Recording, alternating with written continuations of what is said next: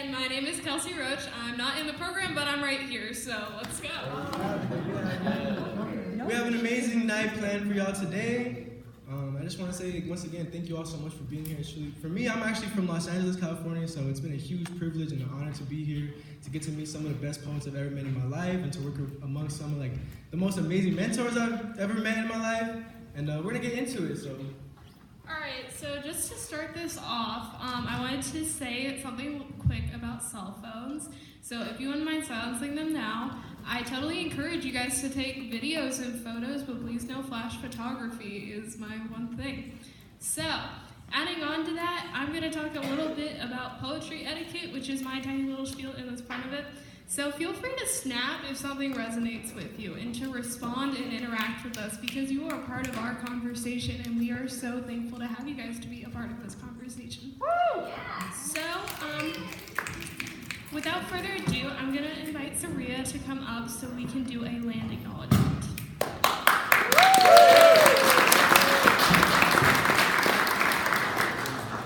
Hello. We want to acknowledge that we gather here as poets and listeners and humans on the traditional lands of the Adena and Hopewell peoples past and present, and honor with gratitude the land itself and the people who have stewarded it throughout the generations. This calls us to commit to continuing to learn how to be better stewards from the land that we inhabit as well. Thank you.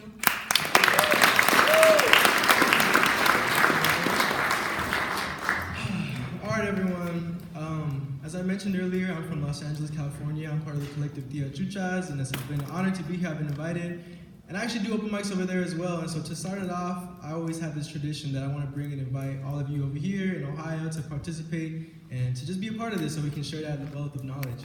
So basically the way I like to start it off is I want y'all to imagine that we're here, or not imagine, but we're here in this room, and imagine that there is this spiraling pool of energy that's just going around us. There's been so much creativity shared this past week. I can tell there's so much love here. Just feel that all around us. And I want to take 3 very deep breaths. Feel your stomach expand and contract as you inhale and exhale. I'm going to count down, so we're going to do it together.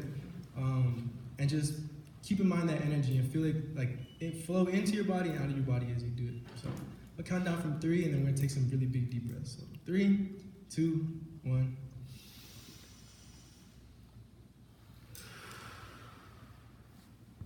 One more, 3, 2, 1.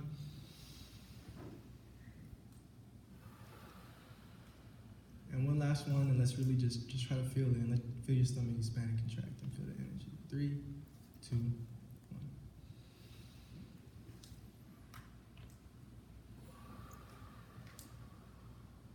Now let's make some noise! For yourselves as well. So this whole weekend we've kind of been introduced, or I've been introduced to this idea of not putting any disclaimers in front of our poems because it's got to be authentic. However, I have a disclaimer that needs to be shared before we begin this event. And so I really want to encourage you all to open your hearts and minds. I'm going to start off with a really quick poem just so that we can get, I don't know, I feel called to say share this. So, as you listen to this poetry tonight, from the comfort of this room and your seats, keep in mind that there are children, daughters, and sons packed like fish inside of small cages, all under the watchful eye of the U.S. government. Please do not let them be forgotten. Thank you all so much.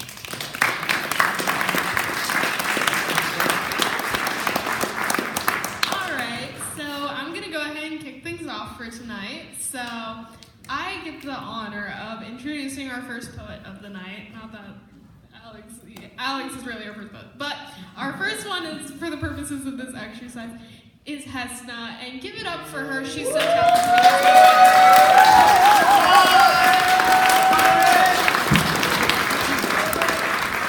Hi everyone. How are you all doing so far?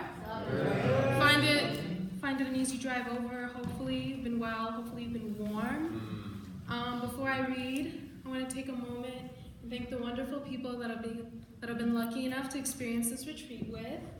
You all have been such a gift to learn with, to speak with, to bounce ideas off of each other, to avoid disclaimers with.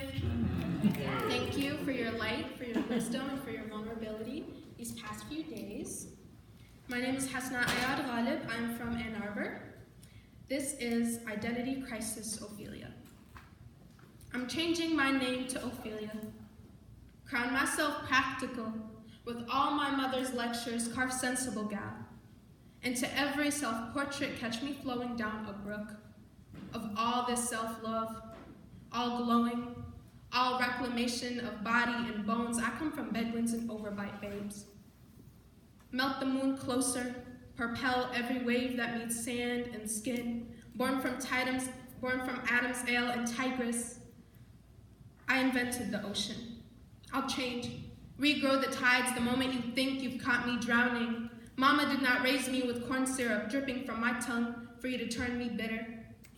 My homeland too hot for you to claim this skeleton as bloody cold, so I try to undo. Every time I've held my head in an overflowing sink, learn to breathe underwater. Grow my hair out or don't. Lift my arms to keep paddling, canoeing back to self-sufficiency. I avoid the messy ripples I brought on myself. This is not healing. It's an attempt at making sense of all the ways I've erased myself and recrafted soul into sound. It's rubbing jojoba oil into my hair after spending the better part of my teenage years Eurocentrifying my features. It is nourishing. What is grown on stuffed grape leaves and dowry gold, history a chronicle of all things beautiful, glittering and odd rituals and superstitious aunties. I am a book of unused material.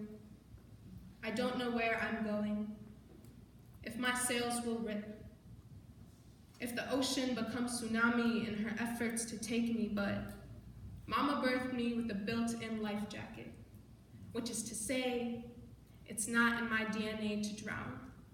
Thank you.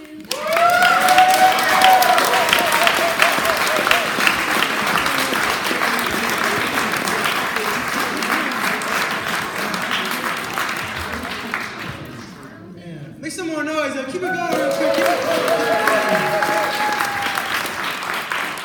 So one thing that I like to mention is that we're trying to support each other here. You know what I mean? We want everybody to feel included. So whenever somebody comes up, once they come off, like, I want y'all to get loud for them. You know what I mean? I want y'all to really, like, let them hear us in the next city over. You know what I mean? Like, for real, let's show our love and appreciation for these people, these young people really becoming vulnerable and expressing themselves up here. It's not easy to do. So, with that being said, my favorite type of poetry is poetry that is honest. And this poet is very honest, and I had a privilege to get to talk to him and get some conversation with him throughout this weekend. So please, everyone, make some noise for Cyrus, everyone. Please.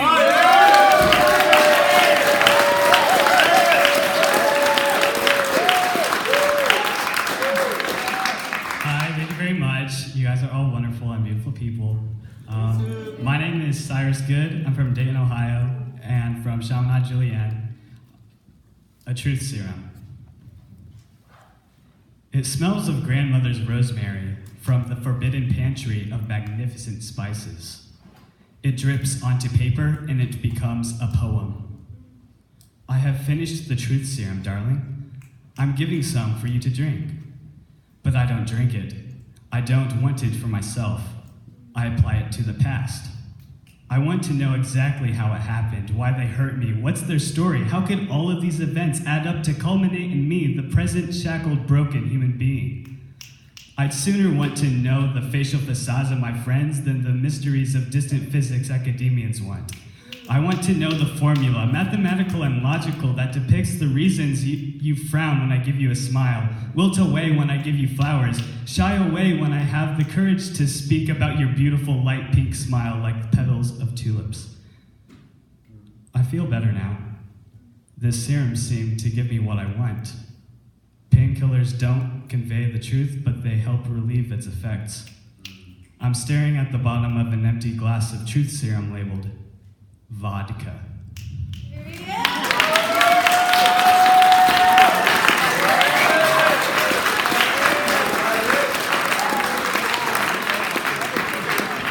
I mean, like, for somebody who comes here to write, I feel like I have a limited vocabulary after hearing all these people, because all I have to say is wow, but...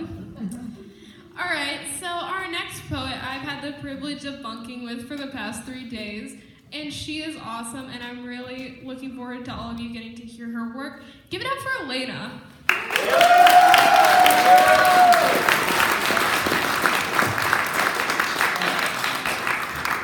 So my name's Elena. I'm from Columbus, and I'm really glad everyone got here safe. That means a lot to me, and I really hope you enjoyed the rest of the show. This is a poem I wrote called Mirage.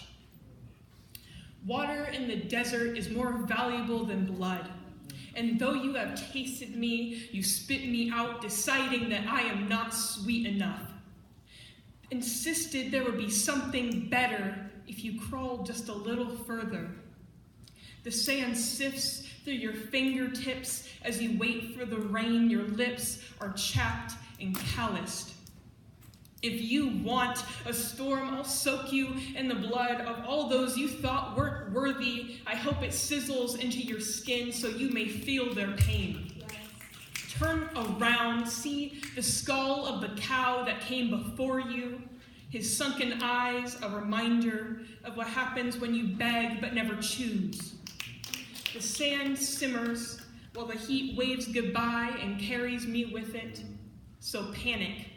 Choke on the sand where my feet stood in an attempt to taste the love you thought was a mirage. Thank you.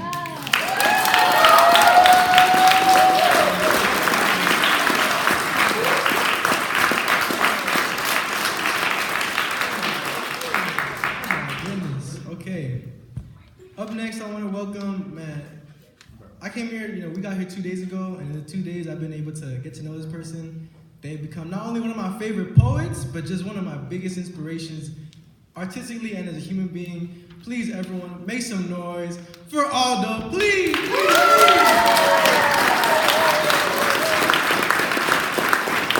you so much. It was been a pleasure to get to know Alex and the work that he's doing back at home, and just like his experience, his perspective, and just everyone, all these poets, all these people. It's been really a pleasure. I want to shout out Molly Rayner. She's at the Neutral Zone, where I'm from, Ann Arbor, and so she does really great work, and she's helped me a lot to get where I am today. And so I'm bringing to you a poem about a natural, geographic feature of Ann Arbor. It's a prairie in one of the parks we have called the Arboretum, and it just really has a lot of memories to me. It means a lot to me, so I wrote a poem, a persona poem, from its perspective. They call me grass. They call me grass, field, prairie.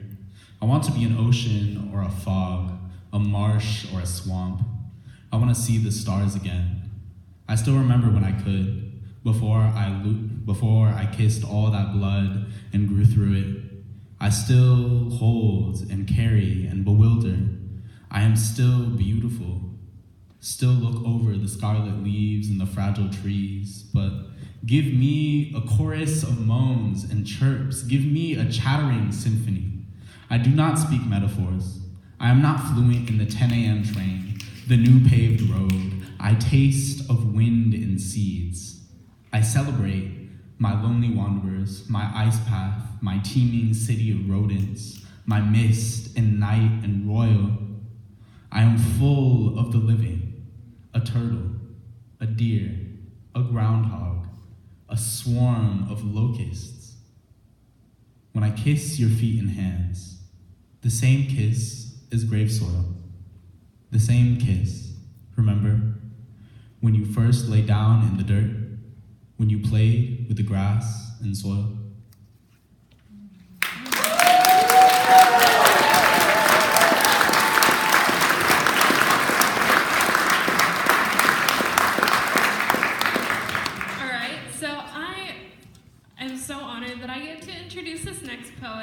She's so awesome, and I really appreciate all that she's taught me this week, and she's such an excellent person to write with.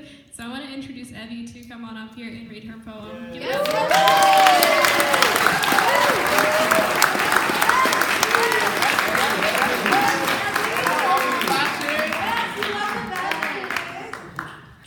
I can't tell you what it's been like to be immersed in this community of inspiration. This one's called How to Deaden Your Heart. Get things, display them, mine your cohorts for envy and admiration. Remain perfectly comfortable and also safe. Talk only to others who are like yourself in every way. Eat splendid meals to the point of overflow. Only visit places that are known and easily accessible. Avert your eyes when passing homeless entities. Ask, what do we believe about such and such? Accept the answer unquestioningly. If you must make art, use a coloring book. But if you do lock eyes with someone in pain and recognize she is the other me, suspend all the above. Rip off your clothes, crawl on your knees over shattered ice, visit pain together, accept the contagion of tears, and just try to pretend you are still the same.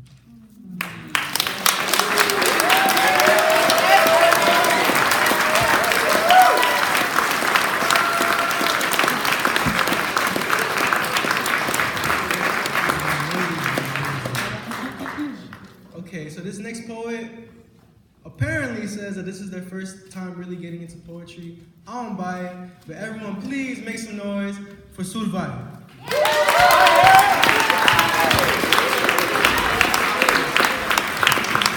First of all, I want to say that you very much butchered that name. My name is Solveig Marta Tinkinen, and I'm from Norway, also more specifically, and this is my poem, Home.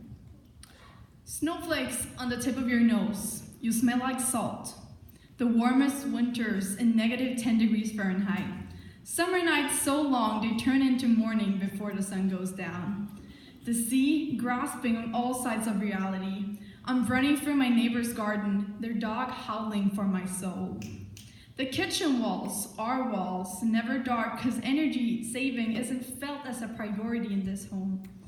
Nesodden, I run away from you, thinking I'd never look back, thinking I wouldn't miss my siblings fighting in the backseat, asking my garden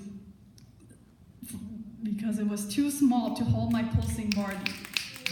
Here I am, driving past houses, the same shape, the same size, the same yard, cars in every driveway, gingerbread houses straight from a Hans and Greta children's story, a starter pack, differing only in color. The streets are so straight, they all know where they're going. The bread's so wide, guns in every back pocket, no candles to warm my frozen toast, and there's no ocean. I run away from you, the place where Sundays are celebrated with music of my father's too greasy breakfast mixed with the sound of morning. The hills I would sprint down, always late, never early, to a ferry 5 days a week before sunset. I run away, still smelling the cold. I run away. Alright.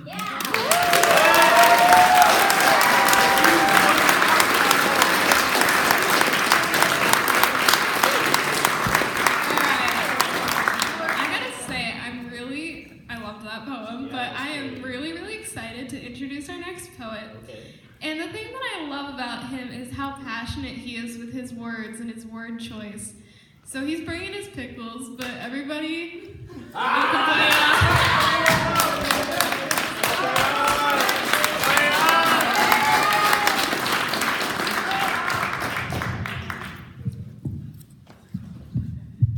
My name is Clan Patrick, and this is Warzone. 3. Peace is only a part of a system that has always known sacrifice, struggle, strife, violence, surrender. Your country is the border of your world.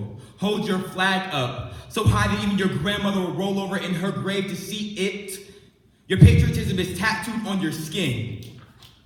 America, America, America. Foreign America, where do I begin? In Africa, a motherland that I cannot call home. That mother cries out to me, but this body will never feel safe in her arms. In the ocean, where our kin are still sinking, we sing about wading in the water, yet we don't know what lies in the deep end. I lay on my back just to feel how the water can pull you under. Just to feel how some jump off without hesitation, how blood can never be forgotten even when the water is clear. Maybe in the ships that we slept on, Make a home out of wood and bone, skin rotting off. The air so thick it moves. The air so thick you can feel the weight of your whole life in one breath. Home. Maybe a battle. Maybe a fight for centuries. Maybe no land was ours to begin with. Maybe we've forgotten how we've darkened our white and lightened our black, so easy to forget. It feels like a story, a myth, a tale, a tragedy to keep us in line, but why? I was told that long ago, they used to cut the hair off of recruits so they could forget about their past lives, become soldiers in an instant. Obedience begins with the removal of our self-worth and importance. I was told that long ago, they used to torture the enslaved, even the women and children, to make them forget about who they used to be, talk about a forgotten history, a family tree ripped up from the roots, thousands of pedigrees buried just below the skin. They made us soldiers. An army of broken men and women. Our lives became nothing more than open caskets. Our bodies became test dummies. Set fire to the skin placed on this mannequin from the dust. I was created into the dust. I will return, but right now, my skin, expendable cannon fodder. My skin, the first to be sent out. My skin, the draft paper we were forced to sign. My skin out on the front lines fighting your battles. 2. Peace is only a part of a system that has always known war, whitewash, whipping, weeping, weapons made out of black bodies, my body, a war zone. So easy to forget who you're fighting or what you're fighting for when you can't remember your past, the bodies, the sea, the ships, the chains, the twang of master falling off your lips or commander. The cotton field picture perfect plantation. I've seen plantation turn golf course, turn wedding venue, turn our history into nothing, bulldoze over our wounds, tell us that we don't deserve to linger on past battle scars, little black soldier. They say that you are so different. I say you know nothing about me because I know nothing about myself. How can a black boy change the fate of an entire nation while he hides the pressure of walking in the daylight under his spine? I didn't know bullets could penetrate so fast. I didn't know bombshells still hurt after the explosions, the craters that are left afterwards, the holes that are never filled, to the home that we can never go back to, the history that has slowly been erased. My body is a lifetime of oppression at only 17. My body, never mind for the owning. A soldier lives inside of me. Peace is the only lie that I've ever chosen to believe. My body is a war zone. Let the blood spill into the water. That way we can always go back to where our history began to sink. 1. I never leave home without preparing for the sound of the explosions. Boom.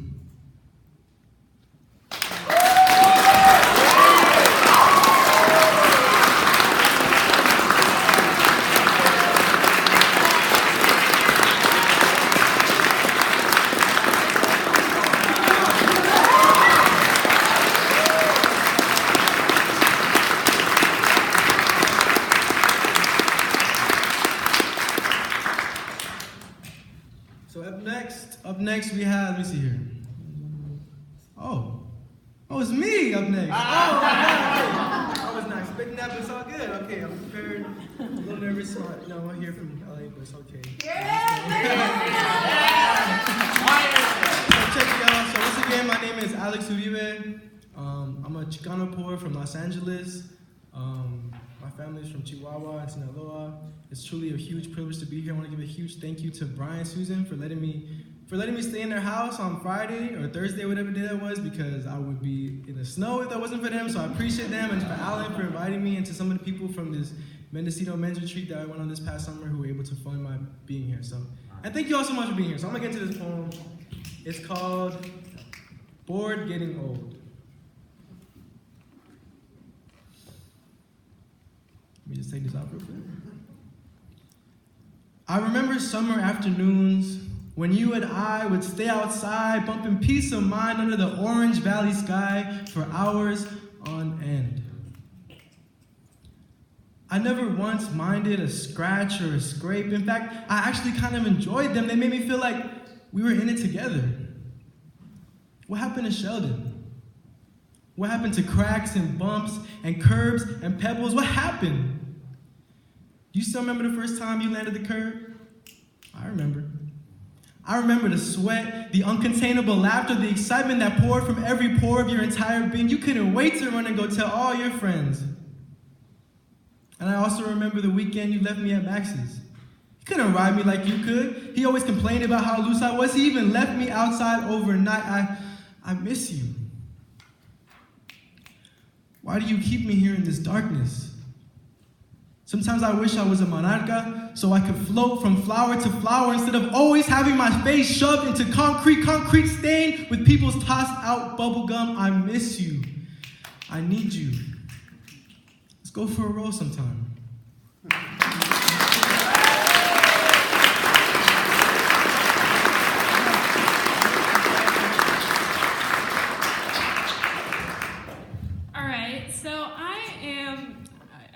Wow, I'm privileged to have him as the co-MC here.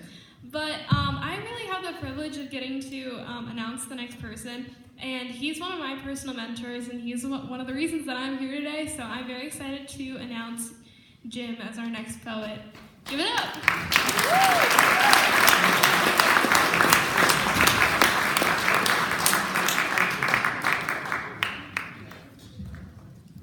First of all, many thanks to Alan Cohen, our guru leader.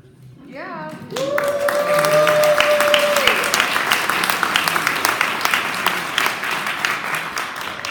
And many thanks to these young people for keeping us young at heart.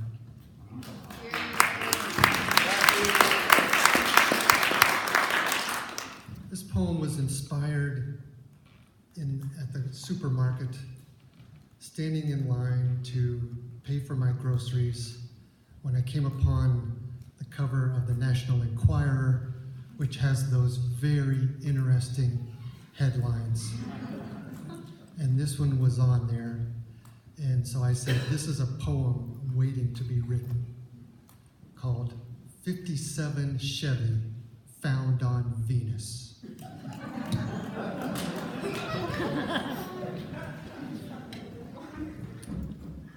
I swear to God, I just finished working on that carburetor. Got that baby adjusted proper when I had this urge to take her for a spin. So I'm doing my thing out on 127 at dusk, wind blasting, swirling around, Jan and Dean crooning on WDXR, when I come upon that dip and rise in the road out by Bittner's farm, the one that makes Darlene want to vomit out the window. Anyway, I open her up full throttle, just to make my own stomach flip when shit! I'm seeing them cornfields from a place I ain't never done before. Take my foot off the gas before I lose all control. I always pride myself on staying in control. When I come to realize I ain't got no control whatsoever, take her out a third and zippo! I'm cruising upward and beyond. What the hell, I says. Lean back and take it in, this outlandish sunset. Saw it come and go in the rearview mirror. Then night comes quicker than a whiplash, with the stars just a shimmering blur. I'm hoping there ain't nothing out there, 'cause I'd do a hell of a number on it, or it'd do a number on me. No radio reception neither, just this weird static squalling like a cat in heat. Next stop, Venus, for real. Tall, skinny critters with flashing red eyes and transparent wings, cross between human and pterodactyl, and not a word out of them. They's more interested in the car than in me. They's touching it and petting it and smelling it like it was alive. Especially the fins. They really like them fins. Then they see me and we're checking each other out real good, but I'm not feeling a bit scared. Just didn't seem they meant no harm. The heat was hellacious, more than I could handle. I must have passed out cold, or hot as the case may be, because the next thing I know, I'm back in my bed sweating like a marathon runner in a heat wave. First thing I do is hustle to the garage, and sure enough, no car. I jump in Papa's Dodge and hurry out to Bittner's farm, where I done left this good earth. Ain't no tire tracks or nothing else out there, except something in the grass between the ditch and the cornfield. I'll be danged if it wasn't the radio antenna off my car. It had a weird warmth to it, more than the sun could have done at that time in the morning. I swear to God.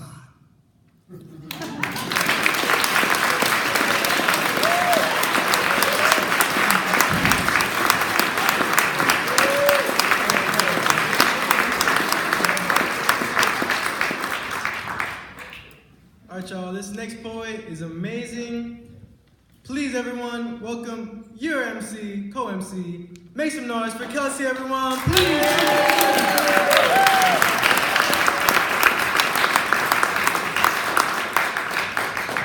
All right, this ain't my style, so I'm gonna get real with y'all.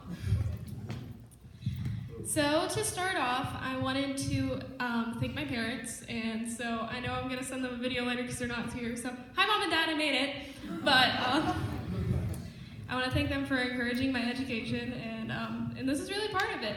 I also wanted to thank my mentor, Mrs. Marshall, and she's the reason I'm here, as I found out about this on Tuesday. So I'm a little bit of a late addition, but it's fine.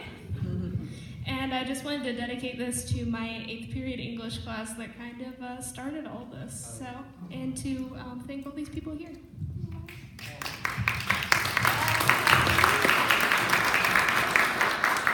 So this poem is called My Empath.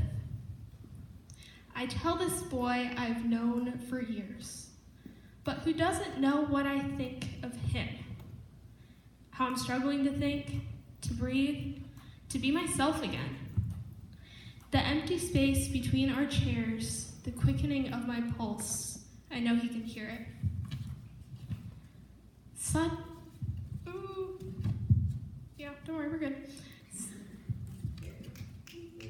You need to breathe, he says, and he reaches out his hand. Such a simple gesture. And then I tell him of the emptiness of my mind racing, swarming, constantly overwhelming, of the way I sink inside myself, of how I want to disappear, of all the coping mechanisms that I have that never seem to work. On the wall, a guitar hangs alone. On the table, the pizza ordered hours before remains uneaten. And he stares back. I think of how I feel empty-headed around him. If I think too much, I'll overwhelm him. How his smile lights up the room in a way only I can see, how it makes me weak in the knees. Kelsey, you act as if I don't already know. It's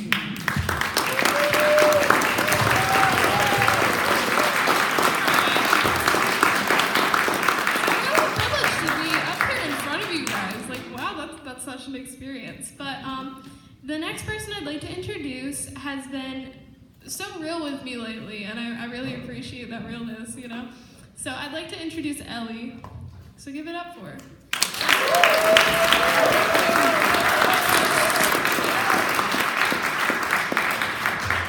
Hi, I'm Ellie. I'm from West Virginia.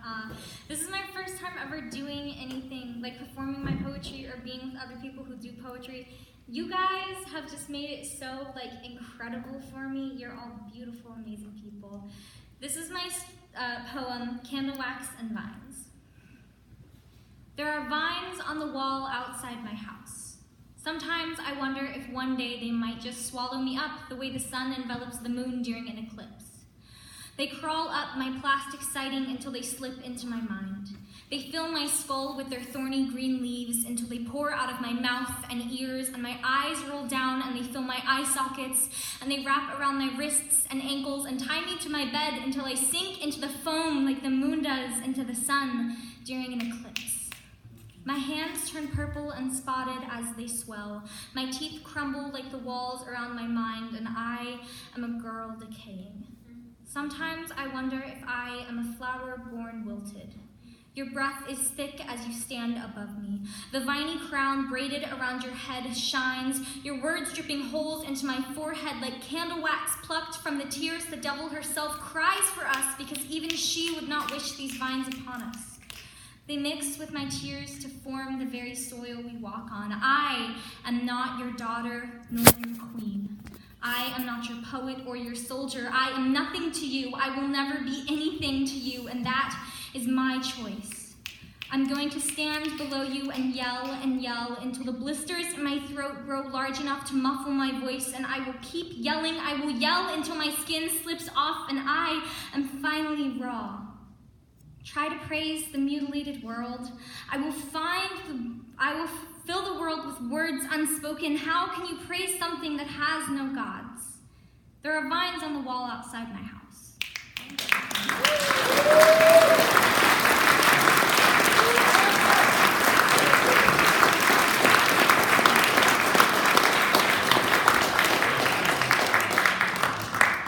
Okay, up next, I want to welcome an amazing poet. They seem to be like a really good combination of fire and also more fire. So please make some noise, everyone, for Lyra!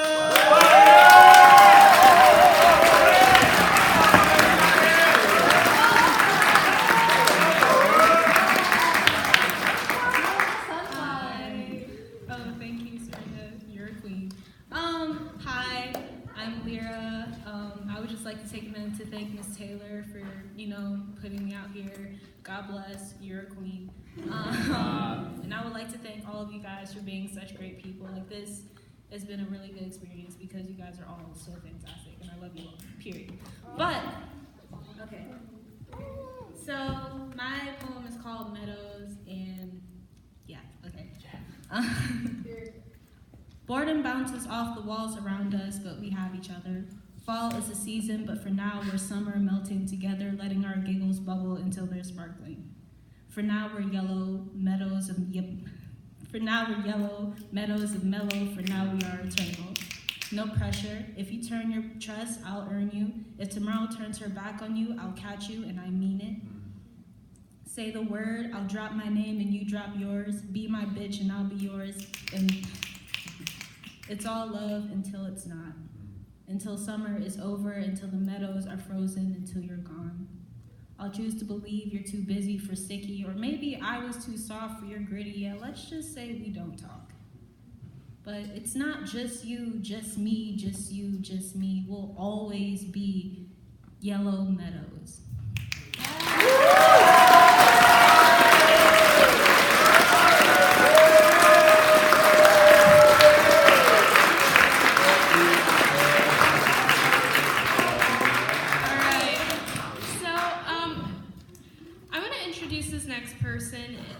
They've really taught me a lot this week, and I genuinely appreciate that. So, up next to share their poem is Lou.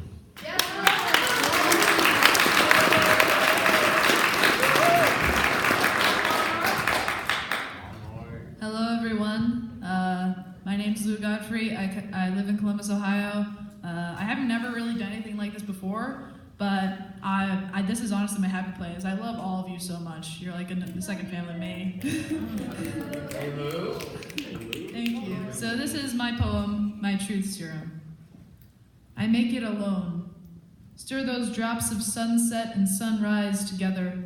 Lick it off that discovered stick I'm stirring with when no one's watching. Tear a page from that book I'm reading. Watch it float and turn to glass. Breathe in that cold wind and blow it out into the milk seeds. Mix that hum with human.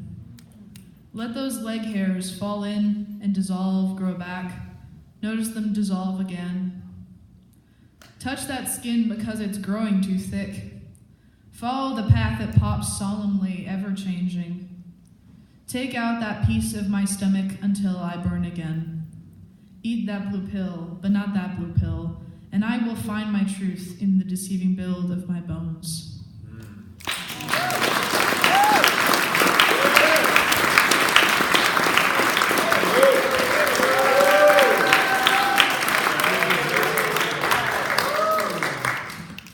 Stop clapping, yo.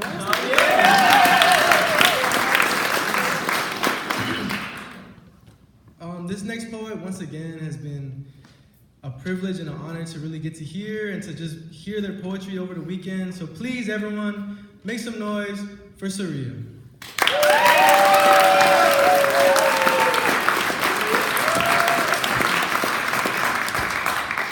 Hello.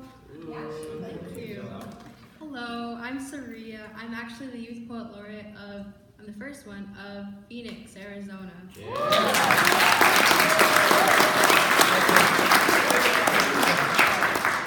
I've definitely never been anywhere like here. Ohio is so beautiful.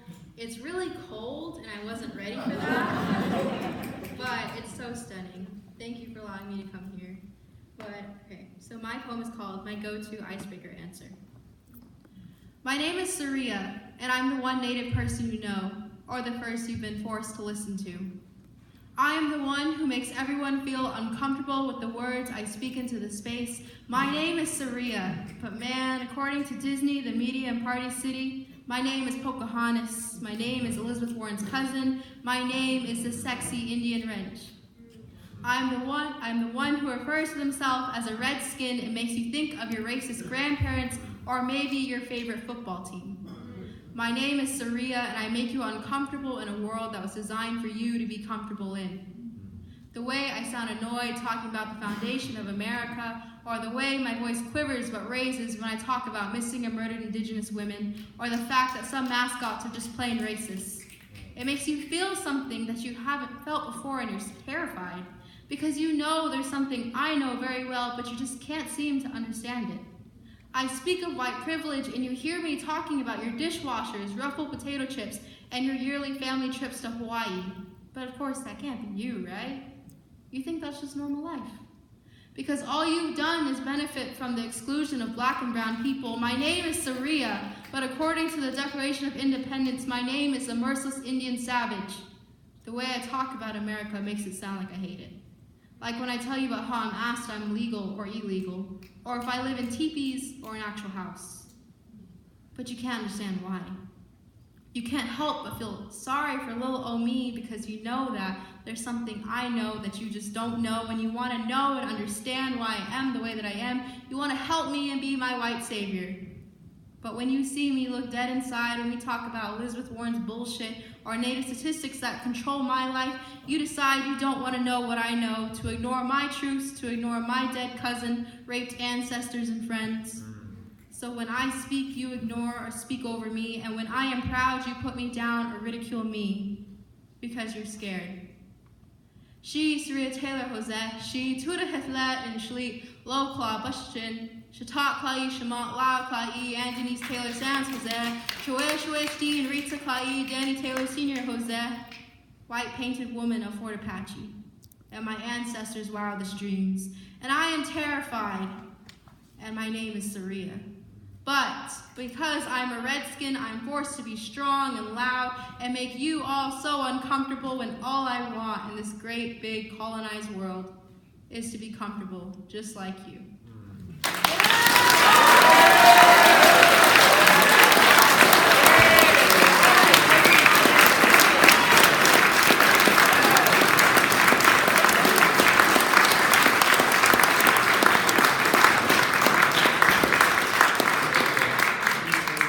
Can we just appreciate for a second how woke all these kids are? Like, man!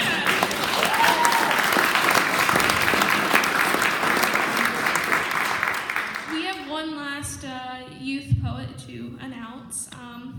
And I just want to thank her personally for sharing her truth with me and how much I appreciate our 1 a.m. conversations, though they're detrimental to the day following. So without further ado, I'd like to introduce Milena.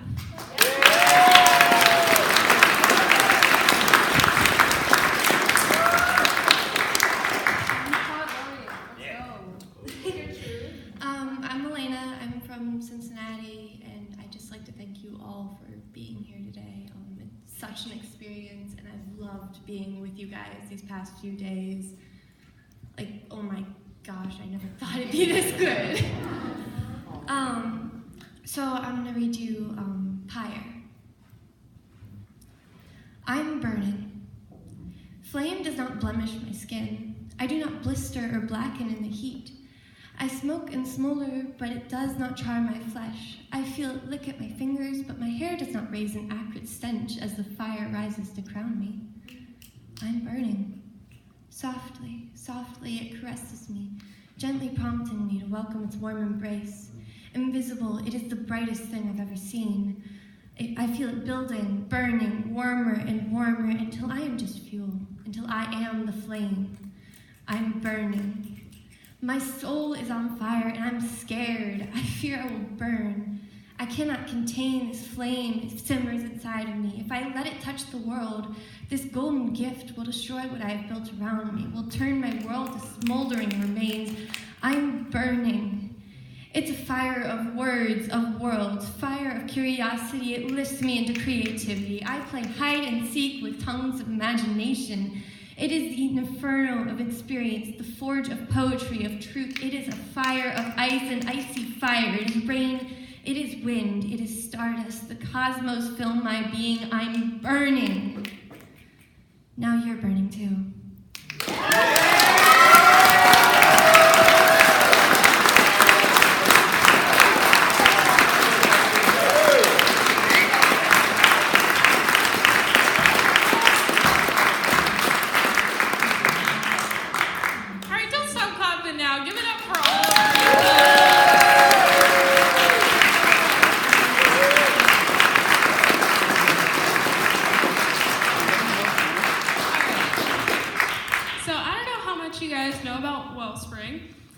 But the really cool part is that there are 3 mentors that each of us get to pick a mentor, which is really cool. And so we get to correspond with them throughout the course of the next year, and we write 2 poems each month to send to them and to get reviewed and edited, and it's a really cool experience. I'm really looking forward to the next year, honestly. But I am so thankful to get to be up here and to thank you guys for being such awesome mentors this week. So, come on, guys, like, you should know.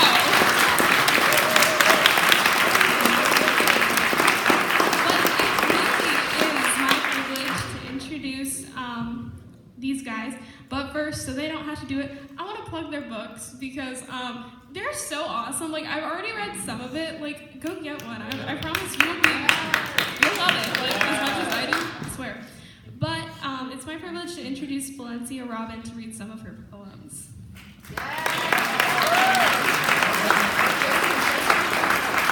Robin, let Liz and Jess go before you go. Oh, okay. Are you guys going to not do your group one? Oh, What? After? Okay.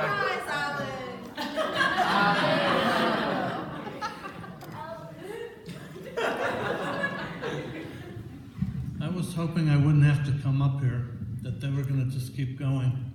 But we have 2 people who are former Wellspring students who are just thriving in the world and helping us out with this event. And they're each going to do a poem for us. I'm so proud of both of them. The first one is Liz Heim, computer genius, mountain climber.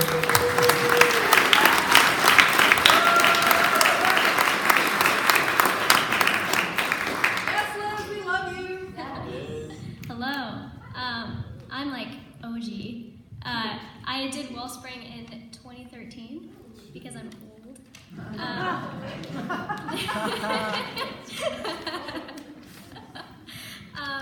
Also, I'm stoked to hear Jessica read.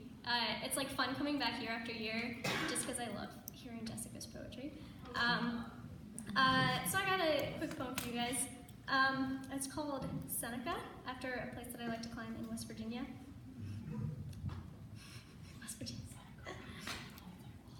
Air spurts and shivers in the sun, while stone makes it her mission to collect the cold.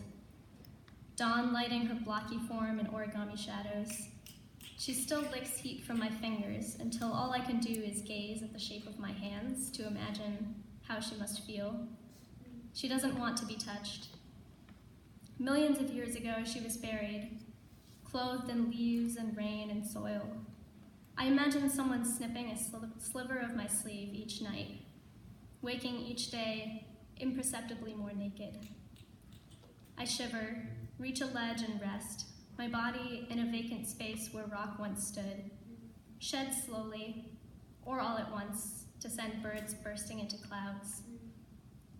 Have you ever reached a part of yourself to say hello, until you glance to realize what you feel is not there anymore?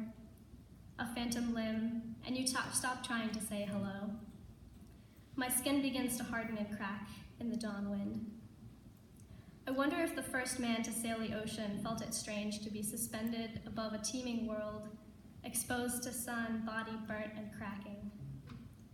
The earth constantly shifts beneath my feet, and I'm not sure if I have sea legs by now, or if phantom selves still trail fallen behind me, naked, numb, reaching back to me.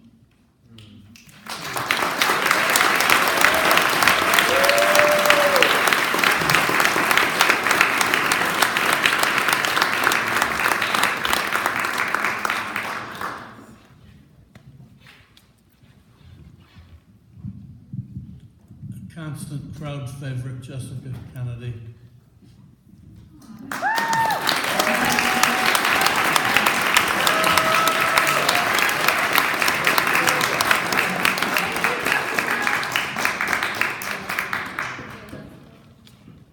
My favorite thing to say is I just work here, so I'm just going to throw that out here. Don't listen to him.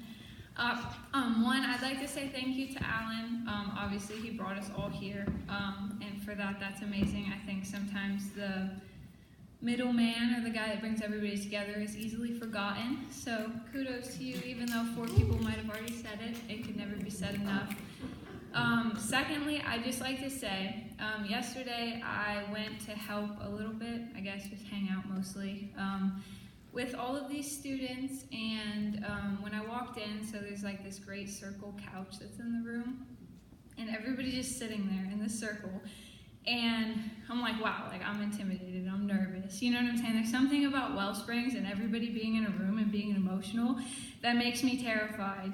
And so I'm like, wow, I'm nervous. I'm not even here to be a student, but they all are writing poems, and then they start reading them. And I'm watching everybody just like take in each other's poems. They're all here for each other like as students. And I'm like, damn, this is like prayer.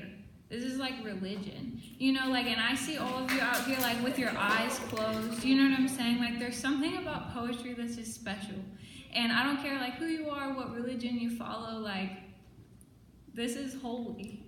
So just take that in real quick because that's important. And I'd just like to do a little preface to my poem. I'm not going to talk down about it, so don't yell at me, guys. I know how that feels. Okay. So when I was in Wellsprings, there was a man named David Lee that was a mentor. John Lee, his son, is here, which I didn't know, so now I'm shaking and nervous because, like, great, right? So he's a great guy, and he read a poem by William Stafford when I was in Wellsprings, and it is my religion. Like, you can ask my boyfriend, like, when I come home, I'm, like, crying. I'm like, I have to read this poem. Like, I need to pray to my gods. Like, I need to calm down and find myself again. So I'm just going to read this poem first, and then a poem that I wrote in kind of a response to that. Let me stop shaking. Traveling Through the Dark by William E. Stafford. Traveling through the dark, I found a deer dead on the edge of Wilson River Road. It is usually best to roll them into the canyon. That road is narrow. To swerve might make more dead. By glow of the taillight, I stumbled back of the car and stood by the heap, a doe, a recent killing. She had stiffened already, almost cold. I dragged her off. She was large in the belly. My fingers touching her side brought me the reason. Her side was warm. Her fawn lay there waiting, alive, still, never to be born. Beside that mountain road, I hesitated. The car aimed ahead, its lowered parking lights. Under the hood purred the steady engine. I stood in the glare of the warm exhaust turning red. Around our group, I could hear the wilderness listen. I thought hard for us all, my only swerving, then pushed her over the edge into the river.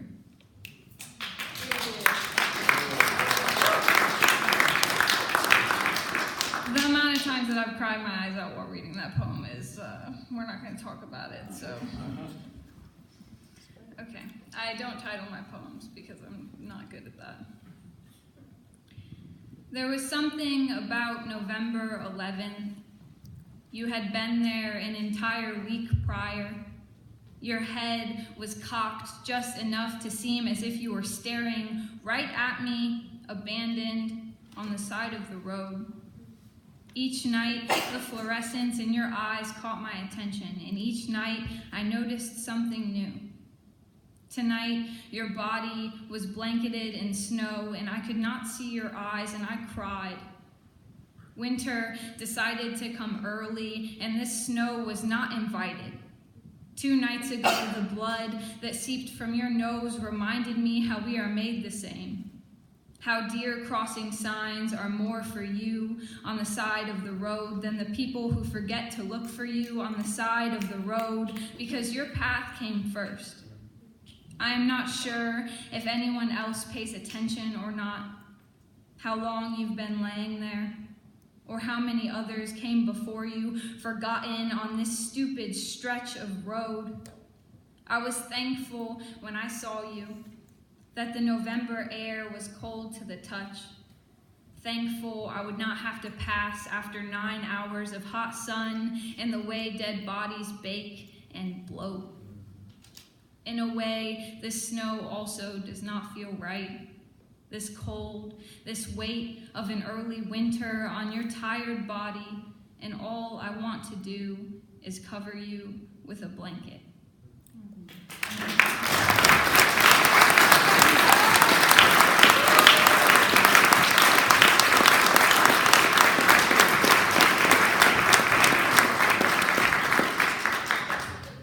All right, so I screwed up the order, but we're here, we're thriving, we're fine, okay? So, all the adults have been super involved this week, and I gotta say I'm really thankful. So I would like to introduce Valencia Robin to read some of her poems now. Thank you.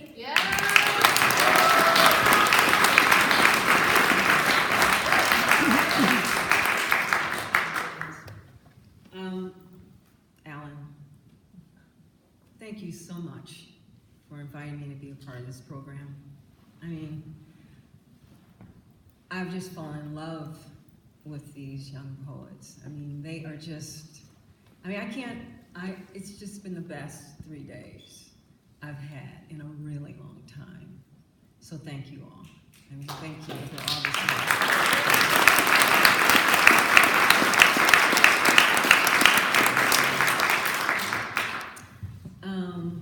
let's see here.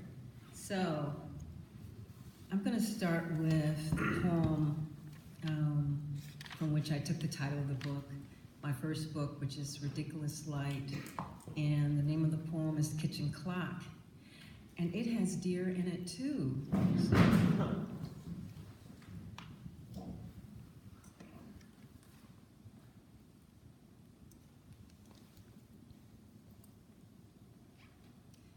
Kitchen Clock. Beware of my friend Jan's stories. The one about her tour of the famous church and the hysterical child, how the mother had to practically carry the kid out, the girl 7 or 8 screaming, "I want to see God, I want to see God."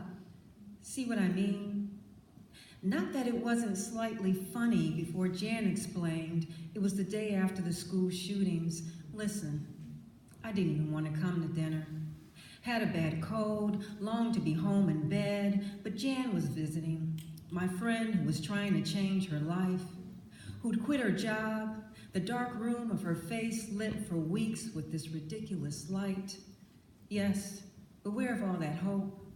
Not to mention friends who move away, who tell stories, and then start crying, which means you have to rub their backs and think about those kids and their families, or imagine the little girl in the church, her face all screwed up, and her mind. What about her mind? Then I drive home, and there are 5 deer sitting on the snow in my backyard. And yes, I know, they eat your tulips and your pansies, that there's nothing otherworldly about them. The point is, I'm city. So 5 of anything, and I'm backing up. No antlers means they're female, right?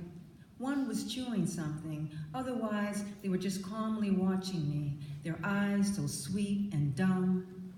And you know where this is going, of course. How when I get cold and rush inside and the deer all turn toward the window, even though I didn't turn on the light, that it's too late to act as if my kitchen is just a kitchen.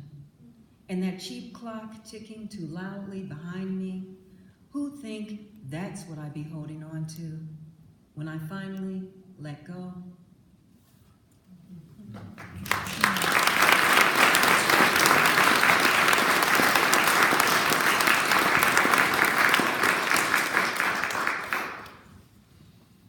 Dutch elm disease. When Danny Johnson's big brother was killed in Vietnam, Danny ran around the block 5 times. I counted. Ran as if when he stopped, his brother would be back in their driveway washing his car. But nobody knew anything about time travel back then. Star Trek hadn't even come out. Lieutenant Uhura still on Broadway doing blues for Mr. Charlie. And even if Danny did understand the space-time continuum, his parents weren't having it. His mother on the porch yelling his name, his father tackling him on the front lawn, all us kids, the whole block standing there on pause, which didn't exist either. No fast forward, no reverse. We weren't even black yet. Was Milwaukee even Milwaukee? Is the Lincoln Park Bridge still there? Do boys like Danny still climb over the rail, hug their bony knees to their narrow chest, and plop into the river as if there's no way his parents could lose 2 children? Which is all I know about Vietnam. That and the way the sun hung in the faded sky as Danny ran around and held the air hostage. That and the way the thick August air ignored the leaves of all our doomed elm trees and let itself be held hostage. The streets were like ghosts when they cut down those trees.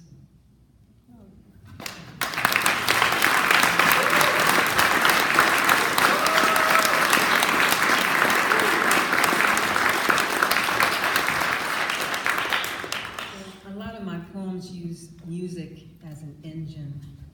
So I thought I'd read a few of those together. This first one has an epigraph by one of my favorite singers, Phoebe Snow. Can the thirsty stay sane after what they've seen? Intermezzo.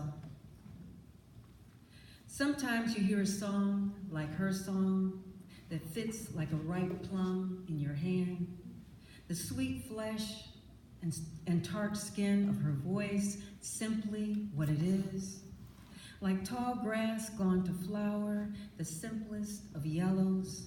Or the right man opening a jar and handing it back to you, smiling. The jar holding something you'd almost forgotten.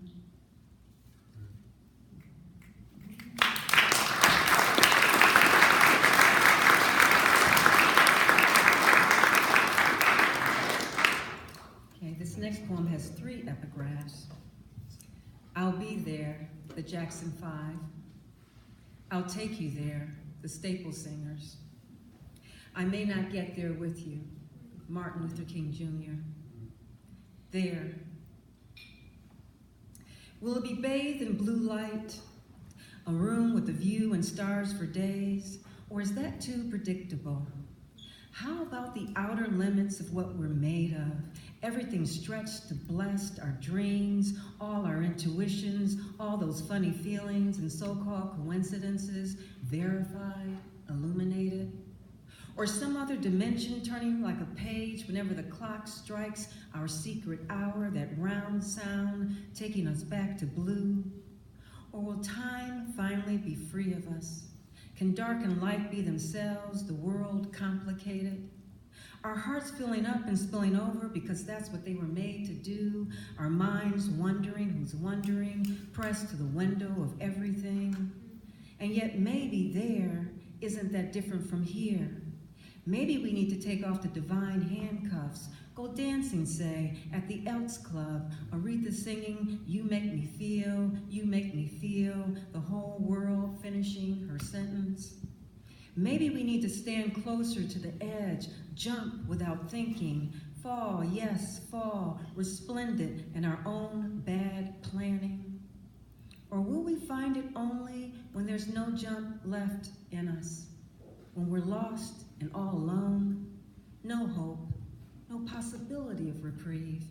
Still somehow we get out of bed, put on a little lipstick, just in case.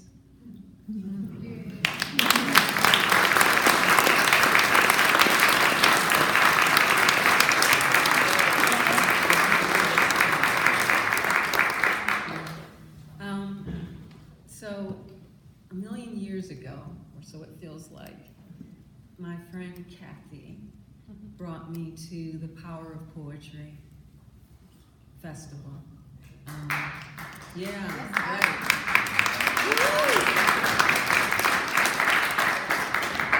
Yeah, and it just, it changed my life. And I won the competition one year. I think it was the second year I came. And so I thought I should read that poem. So, Geese. When your father isn't a father, but an absence, and whatever brings it to your mind, say some famous TV father, or the dying dad of a friend, or all the old anger at your mother for never talking about the man, that catastrophe of silence, so much you'll never know about her because she never gave you permission to ask about him. This occurs to you as you sit gazing out your living room window at a flock of geese. The geese arrived this morning, hungry or grazing on the marshy lawn like sheep. And when one of your neighbors buzzes someone into the building and they all look up at once, talk about unnerving. Dozens of little heads turning toward you suddenly, the dark lines of their long necks slicing the air above their squat, awkward bodies. It's one of those moments that makes you wonder what geese are, or trees. The crab apples staining the pavement, the sky's persistent gray, so much you take for granted, this planet, its constant revolution around a ball of fire, for goodness sake, divine science or miraculous accident, infinite space brimming with hundreds of millions of voices whispering, Father, where are you? Mama, why won't you talk to me? And then a question that ushers you back to the present. Where do geese go when they die? Because there are dozens of geese out there every day, year after year, yet you've never seen a dead goose. Do other animals eat them? Carry them off to some secret place? And why now are they running en masse toward the river's edge, beating their wings, their wild honks breaking open the day, and your heart a goose?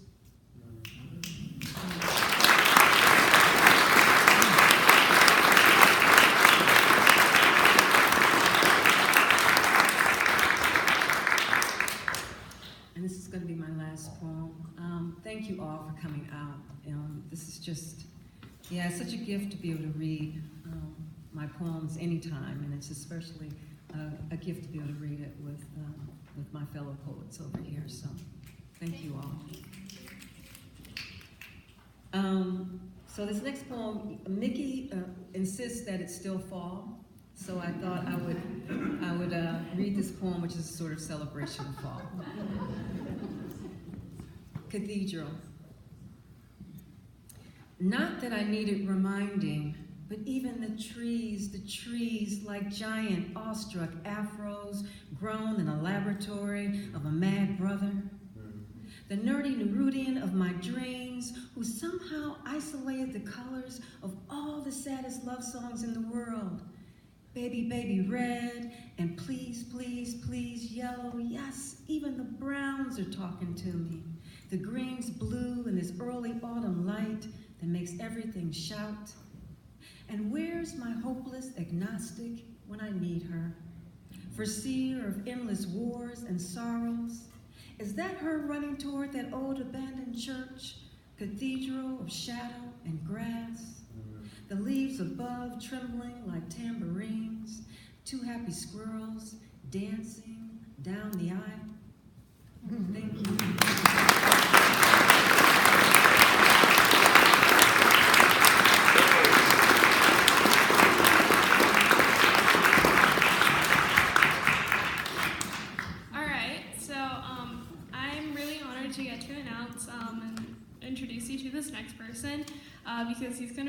teacher for the next year, so that's a pretty big deal. So I'd like to introduce you all to John D. Lee.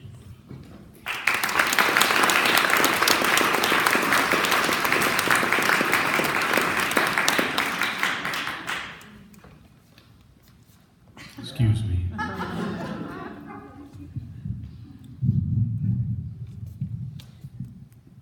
Congratulations, you're tall. I seem to be just a little bit above some of you in terms of height, not in terms of talent. 3 things. Number 1, thank you, Al and Evie, for bringing us all here. 2, thank you, John and Jen, for the chicken coop, wherever you are, where you are. Thank you for the bed and the coffee. 3, you are why people like us do things like this. Make your gifts shine.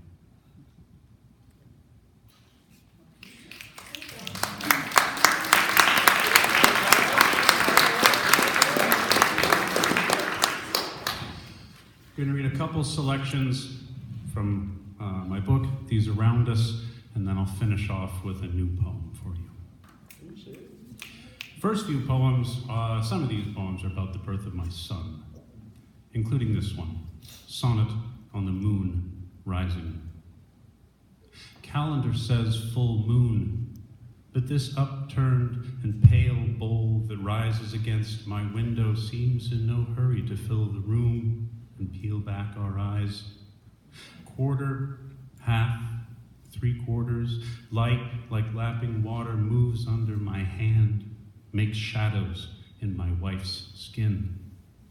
I mean, it's midnight, and I've been watching you grow for what feels like months.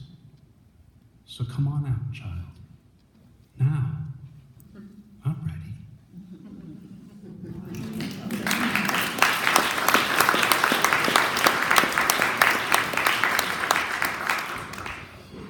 I am contractually obligated to read the following poem because it's my mother's favorite poem, because it's about my mother. Holding my mother's hand. We walk home late from a Christmas party, the ghosts of fruit cake and wine forming small wreaths in our breath. I have not seen my mother since spring.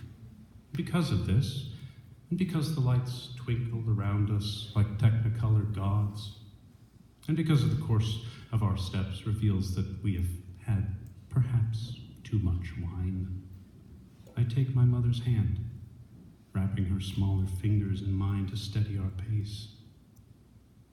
This is nice, she says. You haven't held my hand since you were a kid, which makes me smile. And thinking of the lines we draw between ourselves and others, I grip her hand the more tightly, holding on to what I can as we move into the night.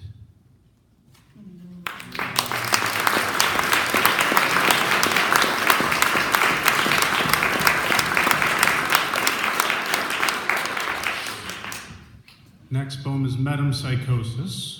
Metempsychosis is a fancy term for the transmigration of the soul, if that's not a familiar one to you, and this poem begins with an epigraph from Erwin Schrödinger, who said the plurality that we perceive is only an appearance.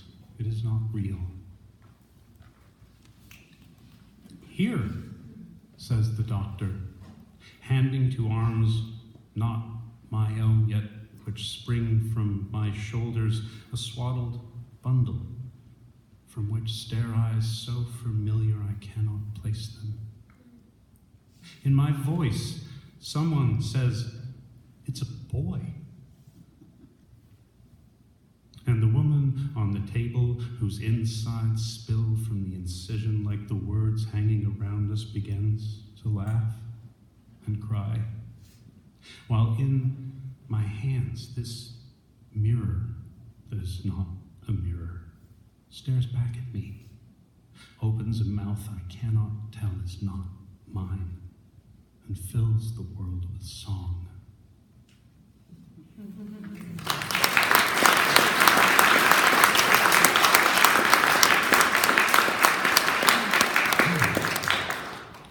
poems left out of this book. Change of pace. The Botanist's Prayer. Lord, please reserve a special place in hell for he who thought up the name horny goat weed and consigned us all to the eternal tittering of freshmen. May his stamen wither. May his pollen fall on barren pistil. May tubers grow from his testicles, inchworms infest his armpits, and powder post beetles ravage his pith until he collapses under his own heady weight. Amen.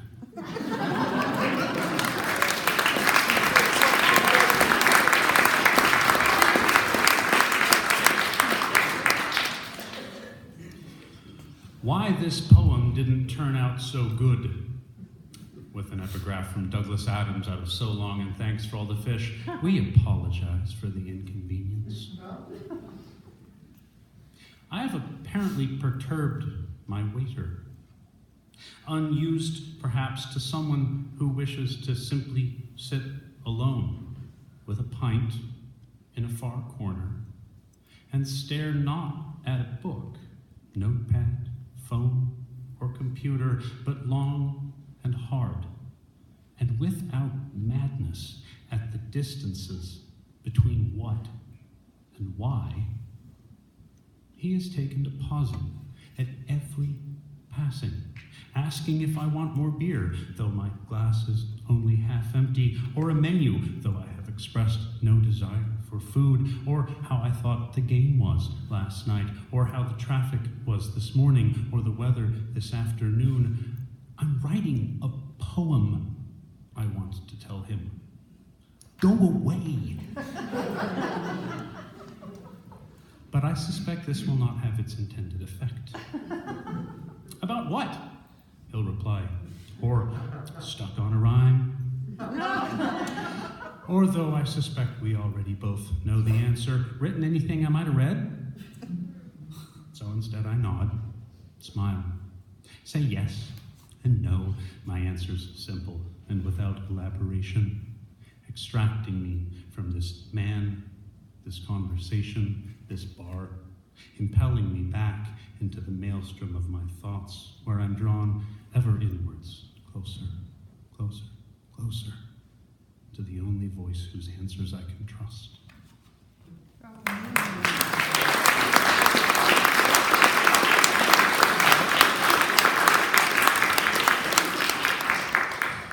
All right, finish off with this last one.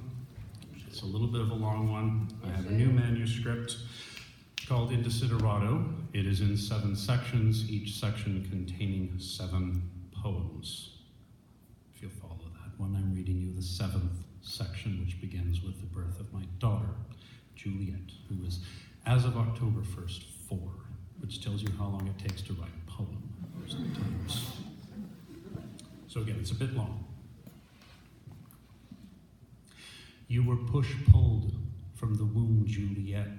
Little Gaia, Mary Magdalene screaming at the cold and light, the feedback loop of hormone and contraction, the hands that gripped, that twisted your soft skull and shoulders to a better fit.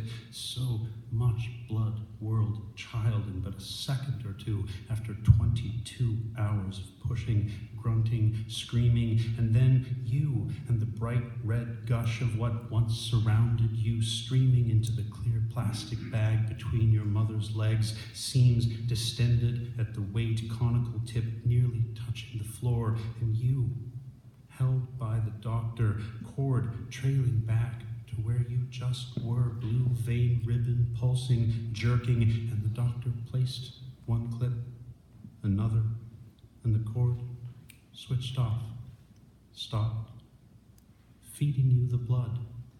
And the doctor handed me the scissors with their pink plastic handles pointed between the clips, said, "Would you like the honor?" So I took them. I cut you into the world. Spurt from the wound, your mother, closing her eyes, tired, asking if you're okay. And still more, leaking The clear plastic bag almost full, almost dripping onto the floor, but the doctor towel-wrapped you, sent you to be weighed, measured, called for more towels and gauze, wiped your mother clean, then pulled at the cord, frowned, pulled again, your mother grunting at pressure drugs can't touch, wrapped the cord, finger 8 around index, middle, ring finger, and pulled and frowned and pulled and called for the nurse. Said manual extraction, pushed in a hand, and your mother's stomach bulged at the intrusion.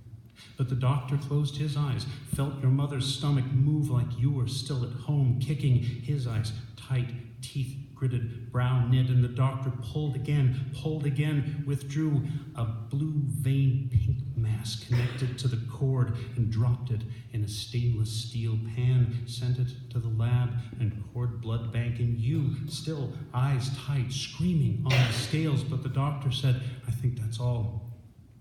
Then saw the fissures left by your exit, had the nurse bring black thread, curved needle, and sewed your mother's wound shut, just 6 small stitches.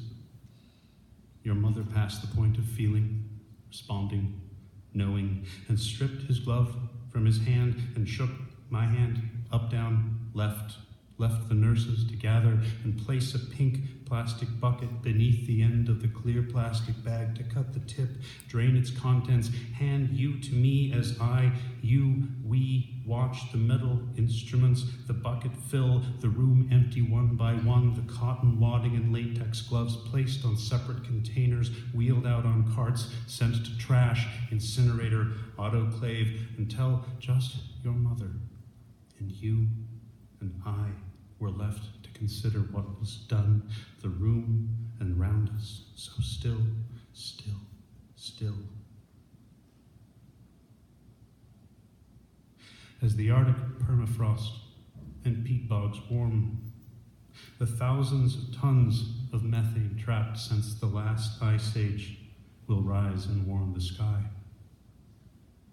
As the atmosphere warms, the water will be sucked from seas and lakes, and the rising vapor will hold the heat and warm the air.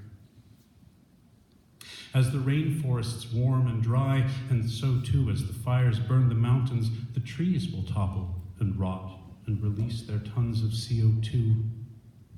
As the ice melts in the glaciers and at the poles, the seas will rise and lick away the land, and the heat that ice otherwise reflects will absorb into the seas.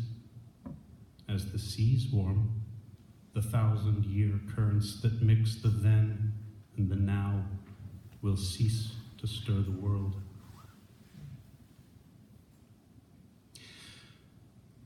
When I was young and hungry, my mother took her cast iron skillet off the shelf and heated it on the wood-burning stove, and let the flavors of everything it ever cooked seep into its pores. Yesterday's onions, last week's bacon, 100 fried eggs, the gravy from Thanksgiving when Grandpa gave me a secret sip of beer, cinnamon and apples and cloves for pies, peppered chicken breast, salted ribeye steak. And into this, she poured a simple can of beans and stirred them with a wooden spoon until they bubbled. Then brought the skillet to the table and poured it on my plate, and I scooped the beans up, steaming, the liquid dripping from my chin, staining my clothes. And Mom smiled, wiped the skillet with a paper towel, ran her knuckles through my hair.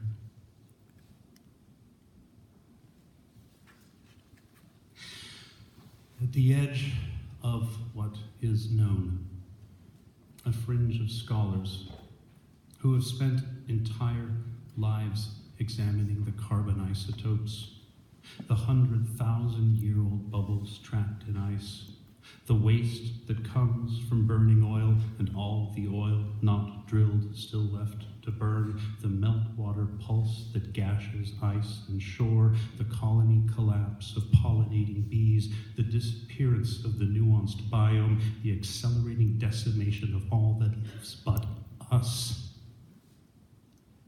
have concluded that the human race may have as little as 300 years remaining. that the point at which we needed to react might have been before we even knew there was a problem. I do not know if they are right. But I know the garbage pits and mines, the rifled barrels pointed at our fathers' fathers, the animals that choke in plastic heaps, the dead spaces that line the seas and cities. 2 days after you were born, we swaddled you in a sleeping sack, buckled you in a car seat, packed up bottles, blankets, face cloths, diapers, nipple cloths, and took the elevator down to the parking lot. 2 blocks later, a man walked out of a convenience store and scratched his lottery tickets, throwing them on the sidewalk as they failed him one by one. But past the homeless, begging for food, the oil-slick waste pond in a construction yard, the miles of highway shoulders strewn with coffee cups and beer cans, we turned into a driveway clogged with last year's leaves and acorns and handed you, exhausted, to your mother's mother, who shushed you in our green leather chair, who let you drool and spit up on her shoulder and wave her arms until her hands slept.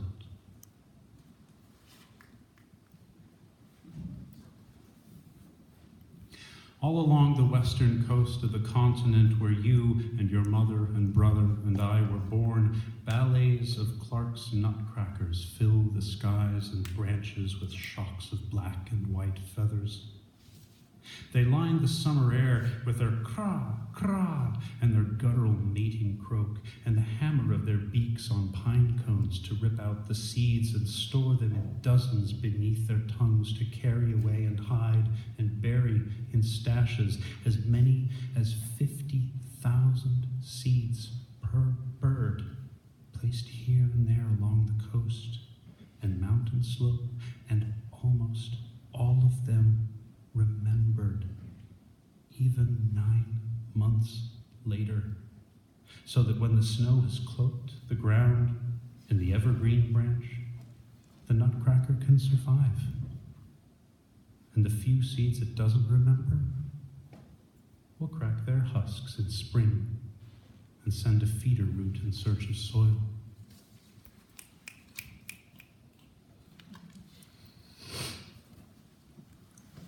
We have had such little time together. I barely know your voice. My mother's mother died at 91 in her sleep, only dimly aware that you had been conceived. My father's mother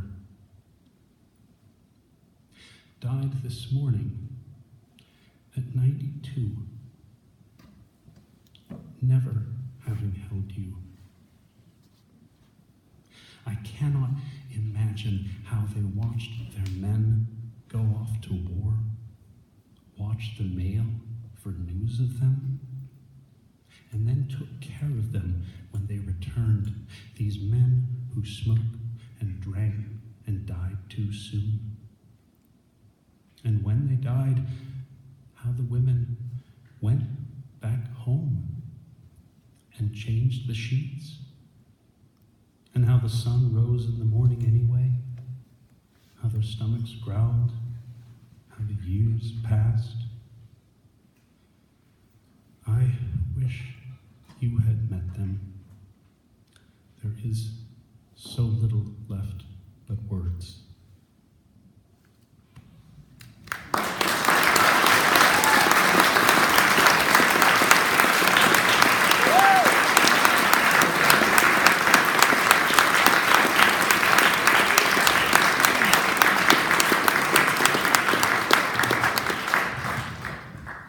You gotta give me a second, I'm like really short down here, so.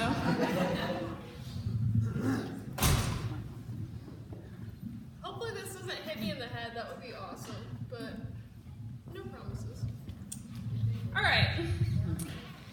So I'm speechless at the amount of talent in this room, so I'm really hyped to introduce our next mentor and final author to read her poetry, I'd like to introduce Rosemary Watola Trower. Did I get it right?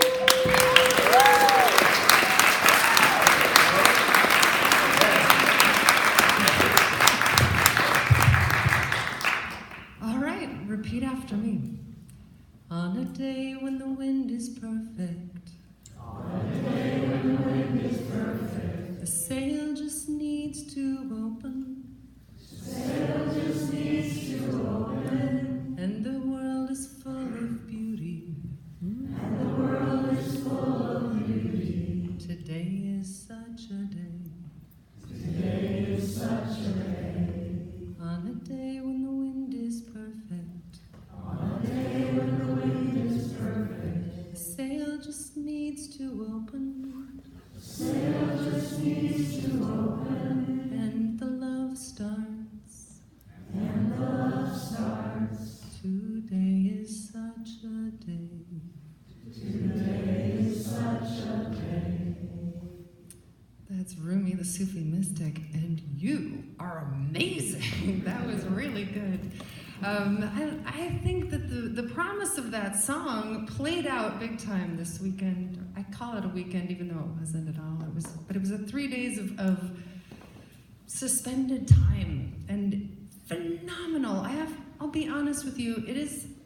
It's a big cost to come here every year. I leave carnage at home. I really hate it when I leave. And every time I come, I think, oh, thank God, this is amazing. When can I come back? It's so magic what happens. I'm so grateful to be here.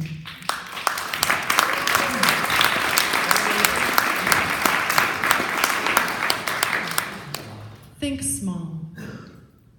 Even the smallest strand of saffron. Golden's the rice, lends its good and earthy bitterness to each of the 10,000 grains in the pot.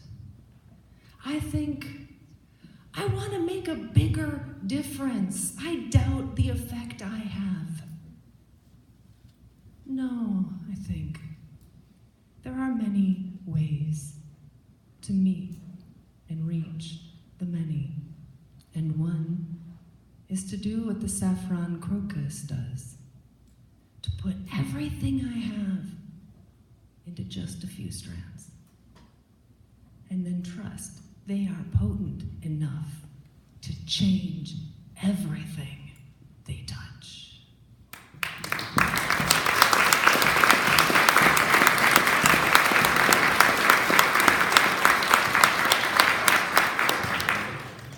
There's a couple strands over here.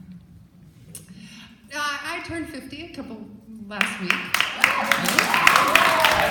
Yes, it's awesome.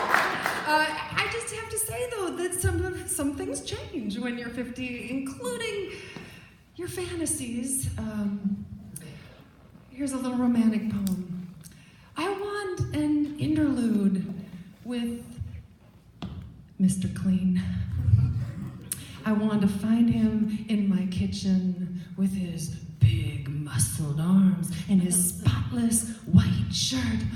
Mr. Clean, I'll say, call me James, as I pour him a glass of Sauvignon Blanc, and he's gonna whip out his black permanent marker and write his name on the glass? What are you doing? I'll ask. When I'm around, there's a host of crafty possibilities. And then he'll pull out his trusty white magic eraser and wipe the glass clean. Then he'll give me a spin and he'll say, open for me your oven door. Oh, James, you don't mean that I will bring my legendary clean to your oven glass? Why, Rosemary, yes. I can easily lift grease buildup from hard to clean places.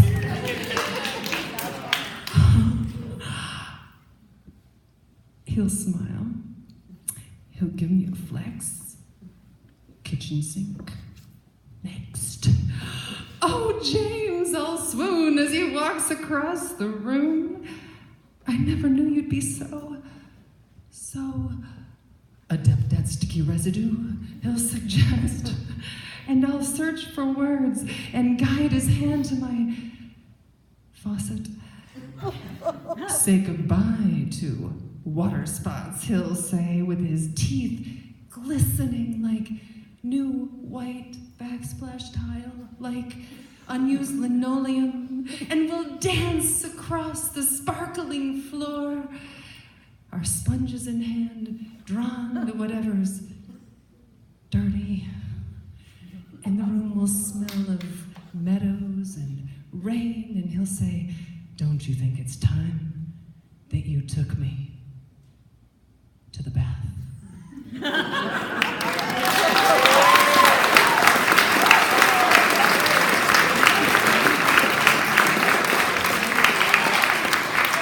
Oh, the fantasies of a 50-year-old woman, they just make you so hot. Oh, James, I think he'll come visit you too. He's that way. This is watching my friend pretend her heart isn't breaking. On Earth, just 1 teaspoon of neutron star weighs 6 billion tons. 6 billion tons is the equivalent of every animal on Earth, even all the insects, times 3. 6 billion tons sounds impossible until I consider how it is to swallow grief. Just 1 teaspoon, and one may as well have consumed a neutron star. How dense it is, how it carries in it the memory of collapse, how difficult it is to move then, how impossible to believe anything could ever lift that weight. There are many reasons to treat each other with great tenderness. One is we're here together on a planet surrounded by collapsing stars. Another is that none of us can see what anyone else has swallowed.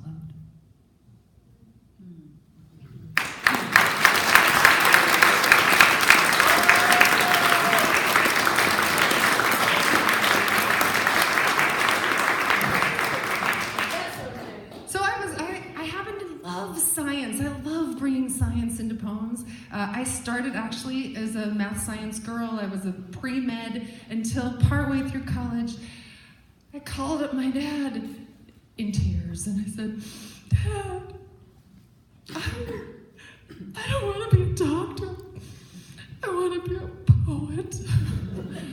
Dads, what are you going to say to your daughter when she says that? My dad said, Roxanne, because that's what he calls me, Roxanne, I forbid you to be a doctor. Right? I have an amazing dad, and I just want to say there's a lot of parents of poets in this room. There are some really important ways for you to support them. We'll do our best, and you get some of that too. This one is for my dad. I should have raised dogs. I should have raised dogs. That's what my father always said when I did something stupid, like when my friend and I were 12 and we snuck into Raiders of the Lost Ark with 2 17-year-old boys. And there was Dad, waiting outside the theater, looking like exactly what he was, a rabid dad hell-bent on scaring the shit out of any boy who might have unvirtuous thoughts about his girl. And by the way, my dad weighs 400 pounds. I'm not kidding. He was scary. He never said what kind of dogs, poodles or labs or mutts. I can just see him walking the corridor of his kennel, all the dogs barking, but dogs were not his calling.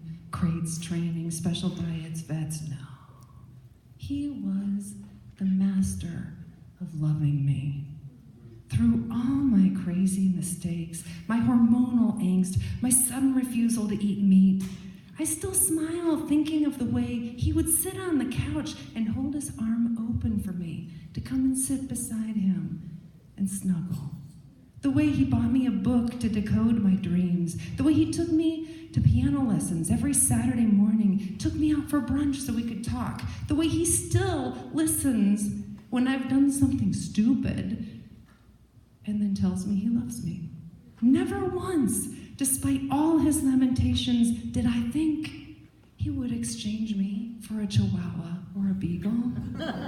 No, there was something almost sweet in his wish I should have raised dogs. A hint of surrender in it. The sound of his heart opening just a little bit wider to let in the world, unleashed as it is.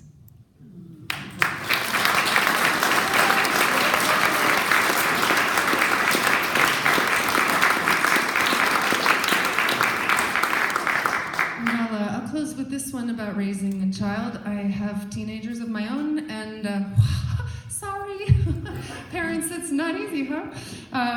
Hey kids, maybe say thanks to your mom and dad sometimes. Just let them know you love them. Hold their hand. That was the sweetest thing. Your mom's like, you haven't held my hand in a long time, John. It is awfully sweet when you reach out to them. So, this is one about my son, Finn. Where are you going, my little one, little one? Where are you going, my baby, my one? Lifting the Camaro. We've all heard the story about the woman who lifted the car to save a child. And though it's difficult to believe, it happens. Faced with saving a life, we find the hysterical strength to do what seemingly can't be done. And I think about those women today. And I think about my son, trapped beneath the chassis of teenage torment. It may not be a 2-ton car, but it feels no less urgent. We save a life in seconds, or we save a life in years. Of course, I would lift it right away. If such a lift were possible, I would hold up that Chevy long enough that he could roll right out from under it. So instead, I lift other impossible things. The crush of being misunderstood. The weight of should and shame. In the press of daily surviving. And then I think of those women who lift cars. And I bless them. And I keep on trying. Where are you going, my baby, my own?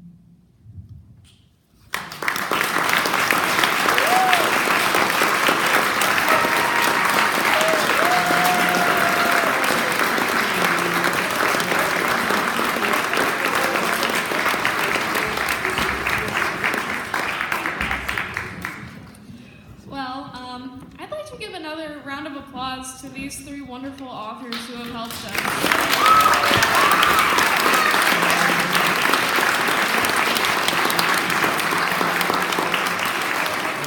All right, and a really cool thing happened this morning that I'd like to tell you a little bit about. So it happened at breakfast, and we were all just sitting around the table, and I forget who it was, but somebody said, hey, let's make a group poem, and I'm like, all right, let's go. So, of course, we sat there eating our breakfast, and each person came up with a line, which is a really interesting concept of how we all came together, each one of us in our own different way, to make a whole poem. So we're going to share that with you guys today, and everybody's going to read the line that they wrote. So I'm going to invite y'all up here so we can go ahead and read this. Woo!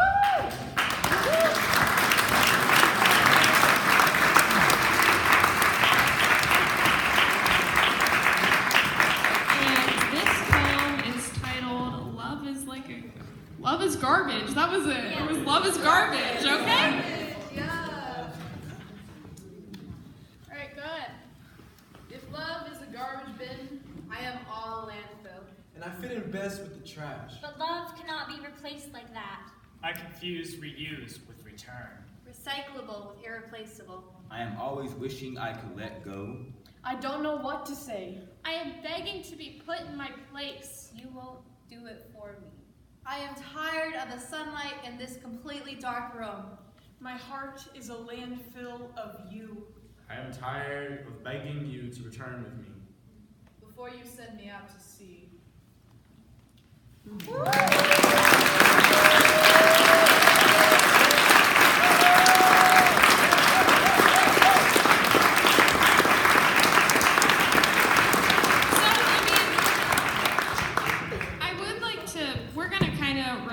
Things up a little bit here, and just do a couple thank yous. So I'm gonna let Alex kick it off, and then I'll do my giant long list that we came up with together. So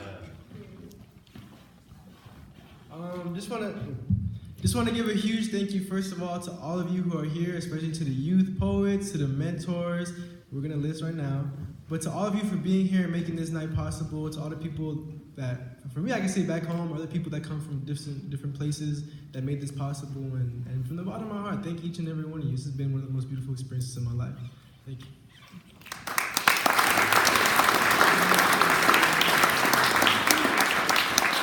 And just to add on to that, you guys have taught me so much, and it's really an honor to stand here and represent all of us in a way, you know. And just thank you for being so inclusive and for allowing us to make a family with one another. So, but I'm gonna teach y'all about I think from Dayton, Ohio, and that's just to keep things simple. We always, whenever we're doing a list like this, we clap once after the person's name and then kind of hold all applause to the end. So I can get through this list pretty quickly and easily. Whenever I do it, you're just gonna clap once. So. Here goes. So first of all, I want to thank our mentors, and this is really important. Hold on, I'll list. I got names to throw down, okay? All right, so I want to thank Rosemary, John, Robin, Jim, and to our poets out here who came, so Jessica and Liz. Awesome. You guys are really got the hang of this. I'm impressed. Okay, so I'm gonna go down the list. We want to thank Clyde, Uncle Fudge, for having us. All right, Chef Mickey D back there. We appreciate it. Brian, Susan, Ava, Dennis, Jesse, Jules, Kathy, Bob, Omi, Jen, John, and Nick, and to all of our host families. So And Liz.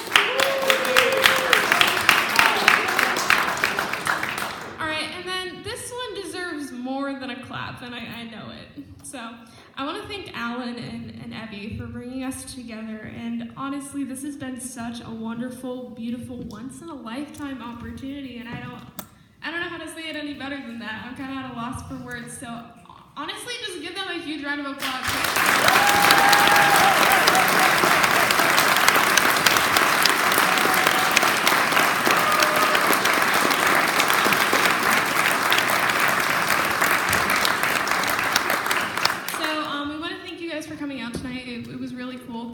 I did want to share one thing before we go, and that's what we learned in these past 3 days.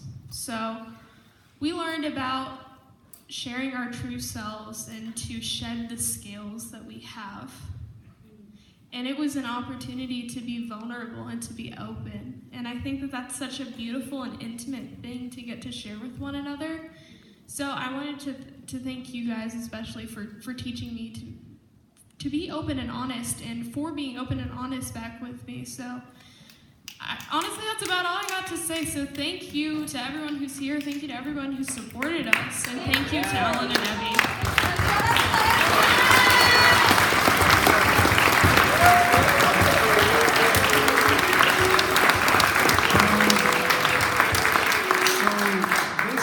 The way that I started off, we did this whole breathing thing, and I want to do that again just so that we can go back into the normal world, because we kind of created this real ceremonial energy here over the weekend, and I want to say that this love and this creation, this art that's been manifested and created, and this whole like vibe, it doesn't end when we leave here. You know what I mean? Obviously it's different, but I want to like invite all of us to bring that back when we go into our daily lives, and like, you know, keep that, encourage the next person to be doing the same. You know what I mean? So with that, I hope please join me in doing these breaths one more time. I'm gonna do 3 more that we can end it on that magical number, and we can go off into pass it to Alan. So 3, 2, 1.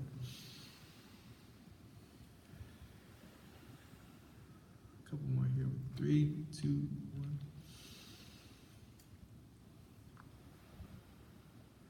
And one more. 3, 2, 1.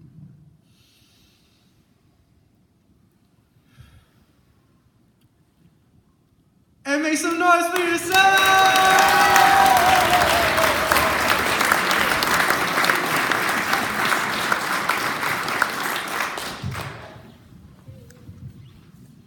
It would have been enough just to fill the event, and then it would have been enough if they worked hard on their poetry. But that's not what happened. This was the most magical one of these events we've ever had. We've never had a group as enthusiastic, showing so much love for each other and putting it into the world. And I'm so gratified by this. One thing, we have posters over there, they're cargo posters from our late friend Greg Kimura, who is intimately involved with all these poetry things.